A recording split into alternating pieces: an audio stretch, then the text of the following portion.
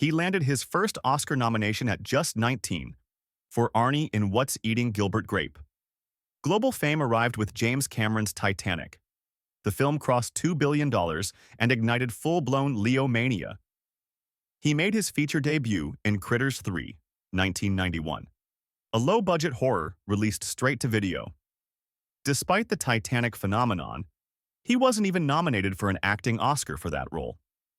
Before conquering Hollywood, he was the teen addition on the sitcom Growing Pains, playing Luke Brower in the final season.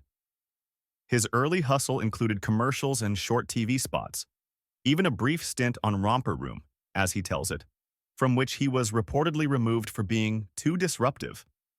After Titanic, he took a short break, saying he felt overwhelmed by the scale of sudden fame. As a teenager, he was close friends with Tobey Maguire. They later reunited on screen in The Great Gatsby. In the mid-90s, he was linked to Boogie Nights, but declined. Mark Wahlberg took it. Career-wise, Leo chose Titanic instead. He's been nominated for 6 acting Oscars, and one more as a producer on The Wolf of Wall Street. He gravitates to roles with moral dilemmas, saying he's not interested in playing perfect heroes. He turned down the role of Anakin Skywalker in Attack of the Clones, despite being a leading candidate. He prepares obsessively for The Revenant. He learned survival techniques and phrases in native languages to capture 19th century authenticity. On Django Unchained, he actually smashed a glass and cut his hand, kept acting, and the bloody take made the final cut. While training for The Revenant, he ate raw bison liver, even though he's a vegetarian. He avoids typical superhero franchises, saying he's most drawn to auteur directors and morally complex characters. He's known for sticking with one phone for years, not a fan of constant tech upgrades. He enjoys long-term collaborations with behind-the-scenes talent, cinematographers, costume designers, editors, giving his films a consistent, recognizable feel. He keeps a low personal profile. On social media, he mostly posts environmental and professional updates, steering clear of private life. In 2021, he starred in the satire Don't Look Up. Humor blended with social commentary, and a Best Picture nomination followed. Leonardo Wilhelm DiCaprio was born on November 11, 1974, in Los Angeles. He got his first name when his mother felt his first kick, while looking at a Leonardo da Vinci painting in a Florence gallery. He has Italian and German roots. His father, George DiCaprio, was an artist and comic book publisher. His mother, Irmelin, is German, from a Bavarian family. His parents separated when he was young. Raised mostly by his mother, he recalls growing up modestly in L.A., seeing poverty, drugs, and crime shaping his outlook. With his mixed Italian-German background, he kept his father's surname, while his mother's Bavarian side gave him early exposure to German. He's very close with his mom, often bringing her to premieres and award shows, emphasizing her role in his life. After the split, his parents lived in twin houses with a shared yard so they could co-parent. Unusual, but a very close setup. He spent part of his childhood with grandparents in Germany, and still understands German fairly well. As a kid, he dreamed of being a marine biologist, fascinated by dinosaurs and spending hours at LA's La Brea tar pits. Early on, an agent wanted him to change his name to Lenny Williams. His father said, "Over my dead body," and the idea died on the spot. For years, he's been active in climate causes. In 2014, he became a UN Messenger of Peace for Climate.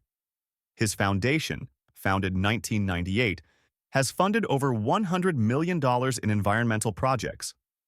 In his activism, he especially supports oceans and big predators like tigers, funding field programs and educational campaigns. In 2016, his Oscar speech after The Revenant called for urgent climate action, reinforcing his image as an activist. He co-founded the Venturi team for the inaugural Formula E season, 2013, promoting zero-emission motorsport. He supports lab-grown diamonds as a cleaner alternative to mining, advising companies in that space. He often auctions meet and greets for charity. Bids frequently pass $100,000. He founded Appian Way Productions, co-producing The Aviator, The Wolf of Wall Street, and The Revenant. He's regularly seen courtside at NBA games in LA, a fan of live sports who still avoids media overexposure. He's interested in art and design. Modern aesthetics and classic cinema inform his taste in home decor. He's known as a master of disguise in real life.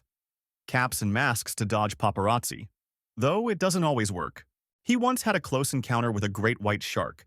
It slipped into his cage during a dive in South Africa. He's avoided extreme water adventures since. He's survived 2 scary incidents. During one skydive, both parachutes tangled. And on another day, he was on a plane when an engine caught fire midair. In 2005, he was injured in the face by a broken bottle at a private party. The woman responsible received 2 years in prison in 2010. In December 2019, his yacht crew rescued a man who'd been drifting for 11 hours near St. Bart's. They answered a mayday and found him just before a storm. Early on, before things took off, he endured about 100 failed auditions in a row, just trying to find an agent. At 15, he appeared as a contestant on the TV game show Funhouse. The episode later went viral. He loves collecting oddities. Once bidding on a fossilized dinosaur skull, competing with Nicolas Cage, Cage won, later returning it to Mongolia. He once owned a young African sulcata tortoise, proudly showing it at a reptile expo. The species can live for many decades. And that's it. Appreciate you being here. If you enjoyed this, click like and subscribe. It really helps. Share your pick for the next video in the comments. See you soon.